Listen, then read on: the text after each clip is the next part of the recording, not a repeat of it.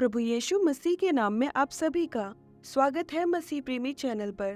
प्रियो, आज मैं आपसे एक पास्टर का बेटा जिसका परमेश्वर के साथ दूर दूर तक कोई संबंध नहीं था, उन्होंने कैसे प्रभु को ग्रहण किया और कैसे वो पास्टर के सेवकाई में आए, उनकी एक अद्भुत, अनसुनी और चमत्कारी गवाही सुनाने जा रही हूँ, जो कि आपकी आंखों को परमेश्वर के प्रति प्रेम के आंसुओं से भर देगी। आप खुद को रोक नहीं पाएंगे परमेश्वर को प्यार करने से, और आपका विश्वास अगर मरा हुआ भी है तो जीवित हो जाएगा, और अगर कमजोर है तो इतना बढ़ जाएगा कि कोई भी परिस्थिति उसे हिला नहीं पाएगी। और अगर आप किसी भी कारणवश जिंदगी से हार गए हैं, मरने पर हैं, तो आप में एक नए जीवन की आशा जन्म ले लेगी। तो प्रियो, तैयार हो जाइए एक बड़े चमत्कार की आश्चर्यजनक और अनोखी गवाही को सुनने के लिए। ये गवाही है भारत देश के मुंबई शहर में रहने वाले एक पास्टर की, जिनका नाम है पास्टर संतोष, जिनका जन्म केरला के एक छोटे से गांव में एक पास्टर के सबसे बड़े बेटे के रूप में हुआ।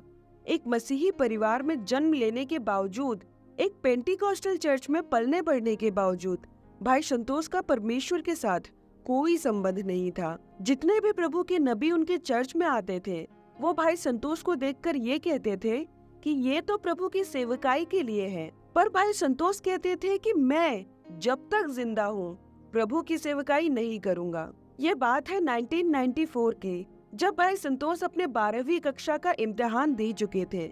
अचानक वो शारीरिक तौर पर काफी कमजोर होने लगे और वो हमेशा बिस्तर पर ही पड़े रहने लगे, और इसी अवस्था में पूरे 6 महीने बीत गए। तब जाके उनको पता चला पूरे 6 महीने बाद कि उनकी दोनों किडनी फेल हो चुकी है। डॉक्टर ने बोला उनकी दोनों किडनी पूरी तरह से डैमेज हो चुकी है, जो कि अब किसी भी हाल में काम नहीं करेगी, चाहे कुछ भी कर लो।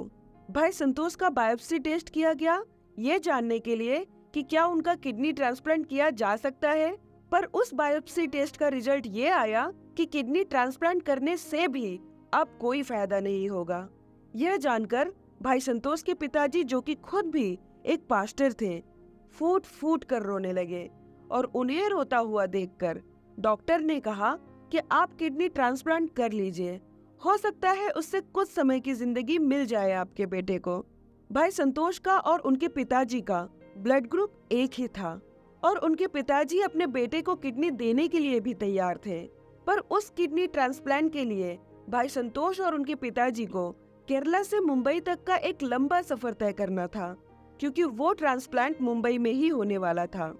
प्रियो, अब आगे आप कुछ ऐसा सुनने वाले हैं जो आपने शायद कभी नहीं सुना, और मैं आपसे निवेदन करती हूँ कि उसे सुनने के बाद अगर आपका दिल भर जाए या आपकी आंखें आंसुओं से भर जाए, तो कमेंट में अपने अनुभव शेयर जरूर कीजिएगा, ताकि उन कमेंट्स को पढ़ के बाकी के भी भाई बहन इस गवाही को पूरा देखने के लिए प्रेरित हो।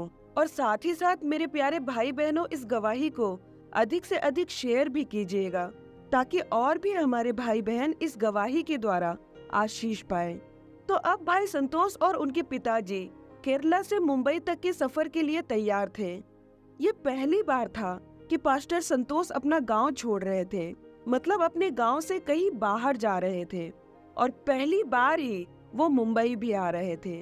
तो ट्रेन में बैठने के पहले बहुत सारे प्रार्थना करने वाले लोग, परिवार के लोग भाई संतोष को एक आखिरी बार चूमकर विदा करने आए थे, क्योंकि उन्हें पता था कि वो अब भाई संतोष को आखिरी बार देख रहे हैं, क्योंकि वो जिंदा वापस नहीं लौट पाएंगे अपनी बीमारी की वजह से। ट्रेन में बैठने के बाद दूसरे दिन जब ट्रेन पुणे तक पहुंची थी, तब रात के 2:30 बजे के करीब भाई संतोष को ऐसा महसूस हुआ कि उनके सीट के नीचे कोई साफ सफाई कर रहा है। जब भाई संतोष ने ध्यान से देखा तो वो उनके पिताजी थे, जो कि नीचे साफ कर रहे थे, और फिर वहाँ उन्होंने एक टॉवेल बिछाई और उस पर अपने घुटने टेक दिए। भाई संतोष के पिताजी एक पास्टर होने के साथ साथ एक जबरदस्त प्रार्थना योद्धा भी थे, तो उन्होंने वहीं पर ट्रेन के उसी डिब्बे में घुटने टेक कर प्रार्थना करना शुरू कर दिया। उनके मुंह से आवाज उतनी नहीं निकल रही थी जितना उनकी आंखों से आंसू बह रहे थे। जब भाई संतोष उन्हें देखे जा रहे थे, तो उन्होंने देखा कि उनके पिताजी के इतने आंसू बह रहे हैं कि उनकी शर्ट आगे की तरफ से पूरी भीग गई है और आंसू निरंतर बहते जा रहे थे। भाई संतोष अपने पिताजी के बहुत करीब थे, बहुत जुड़ाव था दोनों में, और अपने पिताजी को इस अवस्था में देखकर भाई संतोष का दिल टूट गया। वो सहन नहीं कर पा रहे थे अपने पिताजी को इस हालत में देखकर, और जिंदगी में पहली बार भाई संतोष ने अपनी आंखों को बंद किया प्रार्थना करने के लिए, और उन्होंने परमेश्वर से प्रार्थना में कहा कि जिस प्रकार मैं इस पिता से बात करता हूँ उसी प्रकार मैं आपसे बात कर रहा हूँ कि आप मेरे पिता हो और मैं आपका बेटा हूँ। अभी के अभी आप मुझे चंगा कीजिए। अगर अभी आप मुझे चंगा करते हैं तो मैं ये बाइबल उठाकर आपकी सेवा करूंगा, वरना अभी के अभी आप मुझे मृत्यु दे दीजिए। मैं अपने पिता को इस हाल में नहीं देख सकता। भाई संतोष इतनी प्रार्थना करने के बाद बेहोश हो गए। भाई संतोष अपनी गवाही में बताते हैं कि वो जिस परिस्थिति से उस समय गुजर रहे थे उसे वो ठीक से बयान भी नहीं कर सकते हैं, क्योंकि बीमारी के पहले उनका वजन सिर्फ 42 केजी यानी कि 42 किलो था। पर उस समय जब वो प्रार्थना कर रहे थे, बीमारी के कारण उनका वजन 164 केजी यानी कि 164 किलो हो गया था, क्योंकि उनके शरीर में पूरा पानी भर गया था और हर एक क्षण में उनके शरीर में सूजन बढ़ते ही जा रही थी। इस कारण से वो सीधा पीठ के बल सो भी नहीं पाते थे, वो बस एक करवट होकर ही लेटते थे। और उस समय भी वो प्रार्थना करने के बाद बस एक करवट होकर पड़े थे। वो कुछ कर नहीं पा रहे थे, हिल डुल भी नहीं पा रहे थे, बस जो भी हो रहा था उसे देख सकते थे, पर कोई प्रतिक्रिया नहीं कर पा रहे थे। उन्होंने ऐसा देखा कि ट्रेन की छत को कोई खोल रहा है और वहां से एक रोशनी उतर रही है, और उस रोशनी के साथ एक हाथ भी उतर रहा था।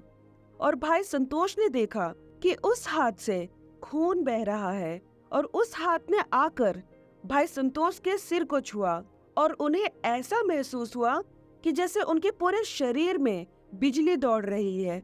और फिर उस हाथ ने भाई संतोष की पीठ में पीछे से एक साइड में छुआ और चला गया।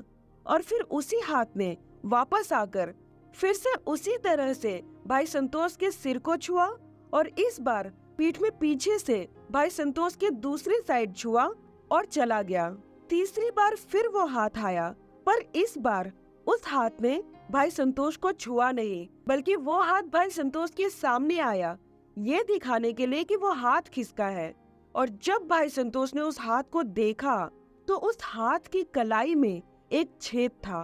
तब उस भाई ने ये जान लिया कि ये हाथ तो प्रभु यीशु मसीह का है, और ये भी जान लिया कि इमेजेस में जैसा हम देखते हैं कि प्रभु यीशु मसीह के हथेली में छेद होता है, पर असल में वो छेद हथेली में नहीं बल्कि कलाई में है, क्योंकि कलाई में कील ठोकी गई थी, हथेली में नहीं।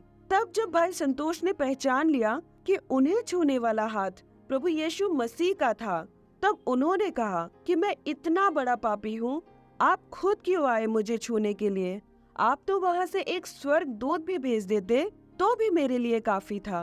तब उन्होंने ये जवाब सुना कि स्वर्गदूत तेरा पिता नहीं है, मैं तेरा पिता हूँ। और दूसरी बार उन्होंने ऐसा जवाब सुना कि तेरे लिए जिसने अपनी जान दी वो स्वर्गदूत नहीं, वो मैं हूँ, मेरे मार खाने से तो चंगा हुआ है।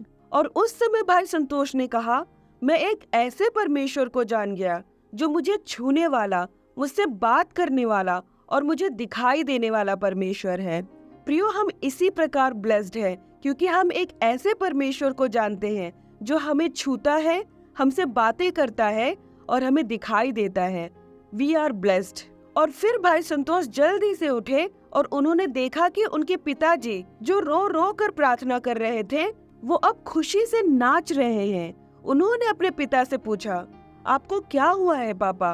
तो उनके पिताजी ने बताया कि मैंने अपनी आंखों से देखा है कि परमेश्वर ने तुझे छू कर चंगा किया है। एक ही समय में रोकर प्रार्थना कर रहे पिता को भी जवाब और रोगी हुए उनके बेटे को भी चंगाई। ऐसा है हमारा परमेश्वर। वहाँ से उठकर भाई संतोष ने अपने पिता से कहा कि मुझे वॉशरूम जाना है। प्रियो, मैं आपको बता दूं कि इतने समय से भाई संतोष की ऐसी हालत थी कि वो जितनी बार भी यूरिन पास करने के लिए जाना चाहते थे वो जा नहीं पाते थे, उन्हें होता ही नहीं था, क्योंकि उनकी समस्या ही किडनी की थी, जो कि एक व्यक्ति को यूरिन पास करने में मूल्य किरदार अदा करती है। और जब उनके पिताजी उन्हें पकड़कर बाथरूम तक लेकर गए, तब भाई संतोष ने अपनी गवाही में ऐसा बताया कि इतने समय में पहली बार उन्होंने पूरे 20 मिनट तक यूरिन पास किया। और जिस प्रकार बलून से हवा निकलने पर वो पिचक जाता है, वैसे ही पास्टर का शरीर भी कम हो गया, उनके शरीर का सूजन भी कम हो गया। बाथरूम से वापस आकर भाई संतोष ने अपने पिताजी से कहा कि आपके कहने से मैं विश्वास नहीं करूंगा कि मैं चंगा हो गया हूँ। जिस डॉक्टर से हम मिलने जा रहे हैं, वो डॉक्टर ऐसा कहना चाहिए। तो भाई संतोष और उनके पिताजी मुंबई पहुंचे और भाई संतोष को बॉम्बे हॉस्पिटल में एडमिट किया गया। और उस समय वहाँ के मेन डॉक्टर ने उनका पूरा चेकअप किया और जो भी टेस्ट उनके ऑलरेडी केरला में हो चुके थे, वो सारे के सारे कंप्लीट टेस्ट उन्होंने वापस से करवाए। और 1994 में 26 अक्टूबर को पूरे 18 डॉक्टर्स का एक ग्रुप भाई संतोष के रूम में आया और उनके हाथ में लड्डू था। और शायद वे नहीं जानते थे कि भाई संतोष का फेवरेट था लड्डू, पर बीमारी और परहेज के चलते वो लड्डू खा नहीं सकते थे। वो लड्डू देखकर भाई संतोष ने कहा कि जो मैं खा नहीं सकता वो आप क्यों लेकर आए हैं। तो उन्होंने जवाब देते हुए ये पूछा कि आज के दिन की एक खासियत है, क्या तुझे पता है? तो भाई संतोष ने पूछा क्या? तो डॉक्टर्स ने कहा कि क्या तुझे नहीं पता?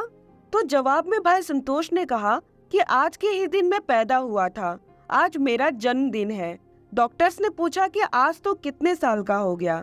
भाई संतोष ने कहा 18 साल का। तब डॉक्टर्स ने कहा कि हम तुझे ये बताने आए हैं कि आज से तू ये लड्डू खा सकता है। उन्होंने वो रिपोर्ट जो भाई संतोष केरला से लेकर आए थे उनके सामने रखते हुए कहा कि इस रिपोर्ट में ऐसा लिखा है कि तेरी दोनों किडनी पूरी तरह से फेल हो चुकी है और उसके कारण तुझे हार्ट में प्रॉब्लम हुआ, लीवर में प्रॉब्लम हुआ, लंग्स में प्रॉब्लम हुआ, पैनक्रियाज में प्रॉब्लम हुआ, ब्लड प्रेशर और शुगर लेवल भी बढ़ गया। पर अब तेरे हार्ट में भी कोई प्रॉब्लम नहीं है, तेरे लीवर में भी कोई प्रॉब्लम नहीं है, तेरे लंग्स में भी कोई प्रॉब्लम नहीं है, तेरे पैनक्रियाज में भी कोई प्रॉब्लम नहीं है, तेरा ब्लड प्रेशर और शुगर लेवल भी नॉर्मल हो गया है। और प्रियो, मैं आपको बता दूं कि जन्म से ही भाई संतोष की दोनों किडनी सामान्य किडनी से भी छोटी थी। पर डॉक्टर्स ने भाई संतोष को और एक चमत्कार बताया कि तेरी दोनों किडनी में भी अब कोई प्रॉब्लम नहीं है, बल्कि साधारण किडनी की जो साइज होती है उससे थोड़ी बड़ी ही किडनी है तेरे पास। प्रियो, जब परमेश्वर छूता है तो आधी अधूरी नहीं, पूरी चंगाई देता है। उस महान परमेश्वर की महिमा में हालेलुया जरूर लिखिएगा कमेंट में। भाई संतोष ने जब परमेश्वर से पहले से थोड़ी बड़ी किडनी होने का कारण पूछा, तो परमेश्वर ने जवाब दिया कि मैं रिपेयर नहीं करता, बल्कि नया देता हूँ। हमारा परमेश्वर सब कुछ नया और पहले से बेहतर करने वाला परमेश्वर है, उसकी महिमा हो। भाई संतोष ने 1997 में परमेश्वर की सेवकाई शुरू की एज अ पास्टर। 1998 में परमेश्वर ने उन्हें लोगों के लिए प्रार्थना करने को कहा, तो पास्टर संतोष ने लोगों के लिए प्रार्थना करना शुरू किया। तो तब से लेकर इस गवाही को सुनाने तक पास्टर संतोष के प्रार्थना करने के द्वारा प्रभु ने 200 से भी अधिक किडनी फेलियर के पेशेंट को चंगाई दिया है। और इस बात पर पास्टर संतोष कहते हैं कि इसका कारण बाइबल में ही है। वो ये कि अगर प्रभु ने आपको कुछ छुटकारा दिया है तो उस छुटकारे के साथ एक अधिकार भी दिया है और आपका हर अनुभव आपकी सेवकाई बन जाएगी। अगर आपने चंगाई पाई है तो परमेश्वर आपके द्वारा बहुतों को चंगाई देगा। अगर आपने दुष्ट आत्माओं से छुटकारा पाया है तो परमेश्वर आपके द्वारा बहुतों को दुष्ट आत्माओं से छुड़ाएगा। इसका बाइबल से एक उदाहरण भी दिया उन्होंने, प्रेरित पौलुस के जीवन से। पर मुझे लगता है कि वो सब शेयर करने में वीडियो अधिक लंबी हो जाएगी। मैं इसी वीडियो में उन्हीं की सेवकाई के दौरान घटी एक आश्चर्यजनक और असाधारण घटना, जो कि एक बड़ी गवाही भी है, शेयर करना चाहती थी, पर वीडियो लंबी हो जाएगी इसलिए नहीं कर रही हूँ। अगर आप उसे भी सुनना चाहते हैं तो कमेंट कीजिएगा पार्ट 2 लिखकर। अगर आप इस गवाही से आशीषित हुए हैं तो प्लीज इसे शेयर जरूर कीजिएगा। इस गवाही के अंत तक मेरा साथ निभाने के लिए आप सभी को अपने दिल की गहराई से धन्यवाद देती हूँ। हमारे उद्धारकर्ता परमेश्वर प्रभु यीशु मसीह की आशीषें और बरकतें आप सभी के जीवन में हमेशा बनी रहे। प्रभु यीशु मसीह के नाम में आमीन। जय मसीह की।